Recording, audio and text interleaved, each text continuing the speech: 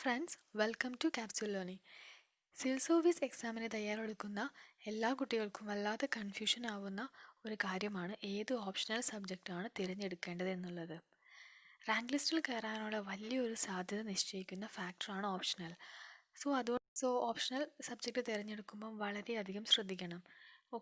ഒരു optional subject തിരഞ്ഞെടുക്കുമ്പോൾ first priority കൊടുക്കേണ്ടത് എടുക്കുന്ന ആൾക്ക് ആ സബ്ജക്റ്റിനോടുള്ള ഇൻട്രസ്റ്റ് ആണ്. ഫസ്റ്റ് പ്രയോറിറ്റി എപ്പോഴും ഇൻട്രസ്റ്റിനാണ് കൊടുക്കേണ്ടത്. ഒരു ഓപ്ഷണൽ പേപ്പറിന് 2 പേപ്പേഴ്സ് ഉണ്ടാവും എഴുതാനായിട്ട്. പേപ്പർ 1, പേപ്പർ 2 എന്ന് പറഞ്ഞിട്ട് 2 പേപ്പർ ഉണ്ടാവും ഒരു ഓപ്ഷണൽ സബ്ജക്റ്റിന് എഴുതാൻ. സോ ഒത്തിരി സമയം ഈ ഒരു ഓപ്ഷണൽ സബ്ജക്റ്റ് പഠിക്കാൻ വേണ്ടി ചിലവഴിക്കാനുള്ളതാണ്. അതുകൊണ്ട് തന്നെ ഇൻട്രസ്റ്റ് ഉള്ള ഒരു സബ്ജക്റ്റ് മാത്രമേ അത്രയും സമയം പഠിക്കാൻ പറ്റുള്ളൂ. ഏകദേശം ഒരു 1.5 ഇയേഴ്സ് 1.5 ഇയേഴ്സ് വേണം ഈ എക്സാം എല്ലാം കഴിയാൻ വേണ്ടിയിട്ട്. അപ്പം ഏകദേശം അത്രയും സമയം ഡെയിലി ഒരു 3 or 4 hours ഒരേ ഒരു സബ്ജക്റ്റ് പഠിക്കണമെങ്കിൽ ആ സബ്ജക്റ്റിനോട് ഇൻട്രസ്റ്റ് ഉണ്ടാവണം, എന്നാൽ മാത്രമേ പഠിക്കാൻ പറ്റുള്ളൂ. സോ അതുകൊണ്ട് ആദ്യം തന്നെ നോക്കേണ്ടത് നമ്മുടെ ഇൻട്രസ്റ്റ് ആണ്. ഒരു ആസ്പിരൻറ്റിൻ്റെ ഇൻട്രസ്റ്റ്. അപ്പം ആദ്യം തന്നെ ചെയ്യേണ്ടത് UPSC ഏതൊക്കെയാണ് സബ്ജക്റ്റ് തന്നിട്ടുള്ളതെന്ന് നോക്കാം. ഏതൊക്കെ സബ്ജക്റ്റാണ് തന്നിട്ടുള്ളത് നമുക്ക് ഓപ്ഷണൽ സെലക്ട് ചെയ്യാൻ വേണ്ടിയിട്ടാണ് ആദ്യം തന്നെ നോക്കേണ്ടത്. 25 സബ്ജക്ട്സാണ് UPSC ലിസ്റ്റിൽ കൊടുത്തിട്ടുള്ളത്. 25 സബ്ജക്റ്റാണ്. പിന്നെ അതിൻ്റെ കൂടെ അല്ലാതെ ലിറ്ററേച്ചർ എടുക്കാൻ താല്പര്യം ഉണ്ടെങ്കിൽ 23 ലിറ്ററേച്ചറിനുള്ളൊരു ഓപ്ഷൻസ് നമുക്ക് തരുന്നുണ്ട്. ലിറ്ററേച്ചർ അല്ലാതെ 25 സബ്ജക്റ്റ് നമുക്ക് തിരഞ്ഞെടുക്കാം. ലിറ്ററേച്ചറിൽ നമുക്ക് ഓരോ ലാംഗ്വേജ്, ഇപ്പോൾ നമുക്ക് മലയാളം വേണമെങ്കിൽ മലയാളം എടുക്കാം. അങ്ങനെ നമുക്ക് നോക്കിയിട്ട് 23 ലാംഗ്വേജസ് ലിറ്ററേച്ചറിലും തന്നിട്ടുണ്ട്. സോ ആദ്യം ചെയ്യേണ്ടത് ഇത്രയും ഈ ലിസ്റ്റ് കംപ്ലീറ്റ് ആയിട്ട് വായിച്ച് നോക്കാം. ഏതൊക്കെയാണുള്ളത് ലിറ്ററേച്ചറും കംപ്ലീറ്റ് വായിച്ച് നോക്കാം. അതുപോലെ തന്നെ അല്ലാതെ സബ്ജക്റ്റും കംപ്ലീറ്റ് വായിച്ച് നോക്കാം. എന്നിട്ട് അതിൽ നിന്നും ഇൻട്രസ്റ്റ് തോന്നുന്ന ഒരു 3 സബ്ജക്ട്സ്, അതല്ലെങ്കിൽ മാക്സിമം ഒരു 5 സബ്ജക്ട്സ്, 5 സബ്ജക്റ്റും കൂടാതിരിക്കുന്നതാണ് നല്ലത്. പറ്റുവാണെങ്കിൽ ഒരു 3 സബ്ജക്റ്റ് തന്നെ ഷോർട്ട് ലിസ്റ്റ് ചെയ്യാം. പിന്നെ ഷോർട്ട് ലിസ്റ്റ് ചെയ്ത എല്ലാ സബ്ജക്റ്റിൻ്റെയും സിലബസ് നോക്കാം. അതുപോലെ തന്നെ പ്രീവിയസ് ഇയർ ക്വസ്റ്റ്യൻ പേപ്പേഴ്സ് നോക്കാം. എന്നിട്ട് ക്വസ്റ്റ്യൻസൊക്കെ വായിച്ച് നോക്കാം.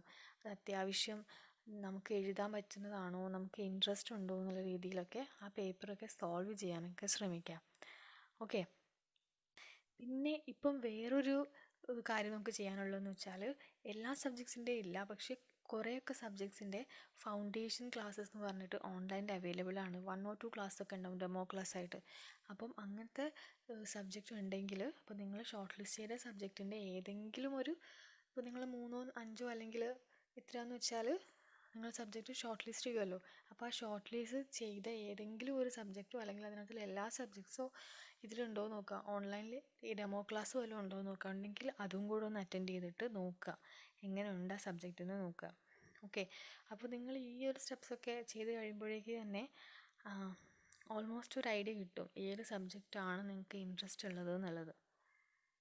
പിന്നെ വേറൊരു കാര്യം ശ്രദ്ധിക്കാനുള്ളത്, ഇപ്പോൾ നിങ്ങൾ ഡിഗ്രി ചെയ്ത സബ്ജക്ട്സ് ഇല്ലേ, ഒത്തിരി പേര് ഡിഗ്രി ചെയ്ത ഏത് സബ്ജക്റ്റാണോ ആ സബ്ജക്റ്റ് തന്നെ ചിലപ്പം UPSC ലിസ്റ്റിലുണ്ടാവും. അപ്പോൾ ആ സബ്ജക്റ്റ് നിങ്ങൾക്ക് ഇൻട്രസ്റ്റ് ഉണ്ടെങ്കിൽ മാത്രമാണ് ആ സബ്ജക്റ്റ് എടുക്കുക. കാരണം അതാകുമ്പോൾ നമുക്ക് ടോട്ടലി ഒരു പുതിയ സബ്ജക്റ്റ് പഠിക്കുന്ന ഫീൽ ഉണ്ടാവില്ല. കുറച്ചൊക്കെ ബാക്ക്ഗ്രൗണ്ട് അറിയാവുന്നതുകൊണ്ട് കുറച്ചും കൂടി ഈസി ആയിരിക്കും. അപ്പം എല്ലാവരും അങ്ങനെ എടുക്കണം എന്നില്ല. കാരണം ചിലർ ഡിഗ്രി എടുത്തവർ ഹിസ്റ്ററി തന്നെ ഓപ്ഷണൽ എടുക്കണമെന്നൊന്നുമില്ല. അപ്പോൾ നിങ്ങൾക്ക് ഇൻട്രസ്റ്റ് ഉണ്ടെങ്കിൽ ഡിഗ്രി എന്താണ് സബ്ജക്റ്റ് എന്ന് വെച്ചാൽ അത് തന്നെ ഓപ്ഷണൽ എടുക്കാൻ പറ്റുമെങ്കിൽ കുറച്ചും കൂടെ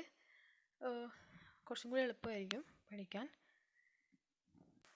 പിന്നെ വേറൊരു കാര്യം, ഒരാൾക്കും ഒരിക്കലും പറഞ്ഞു തരാൻ പറ്റില്ല ഏത് സബ്ജക്റ്റാണ് ഒരു ആസ്പിരൻറ്റിന് ആപ്റ്റ് ആയിട്ടുള്ളത്, ഏതാണ് ഭയങ്കര സ്കോറിംഗ് ആയിട്ടുള്ള ഓപ്ഷണൽ സബ്ജക്റ്റ് എന്നൊക്കെ. എല്ലാ ഓപ്ഷണൽ സബ്ജക്റ്റും ഒരുപോലെ സ്കോറിംഗ് ആണ്. അപ്പം ഇതിൽ ആകെ ഒരു ഫാക്ടർ എന്ന് വെച്ചാൽ നിങ്ങളുടെ ഇൻട്രസ്റ്റ് ആണ് മെയിനായിട്ട്. ആ സബ്ജക്റ്റ് നിങ്ങൾക്ക് കുറേ അവേഴ്സ്, ഏകദേശം 1.5 years നിങ്ങൾക്ക് പഠിക്കാൻ പറ്റണം. അതിനുള്ള ആ ഒരു ഇൻട്രസ്റ്റ് ഉണ്ടാവണം. അതാണ് ശ്രദ്ധിക്കേണ്ടത്. അതല്ലാതെ ആരെങ്കിലും ഇപ്പം ഒരു സബ്ജക്റ്റ് ഭയങ്കര സ്കോറിംഗ് ആണ്, ഇപ്പം നിങ്ങൾ വേണമെങ്കിൽ നോക്കുന്ന സമയത്ത് കഴിഞ്ഞ വർഷം ആ സബ്ജക്റ്റ് ഭയങ്കര ഈസി ആയിരുന്നു എന്ന് വിചാരിച്ചിട്ട് ഇനി വരുന്ന വർഷം ആ സബ്ജക്റ്റ് അതുപോലെ ഈസി ആവണമെന്നില്ല.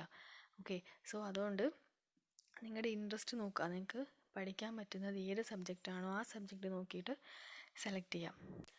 സോ ഇന്നത്തെ ക്ലാസ്സിൽ ഇത്രേ പറയാനുള്ളൂ. ഓപ്ഷണൽ സബ്ജക്റ്റിനെ പറ്റിയിട്ട് ഇപ്പോൾ എല്ലാവർക്കും ഒരു ഐഡിയ കിട്ടിയിട്ടുണ്ടാവും എന്ന് തോന്നുന്നു. ഓക്കെ,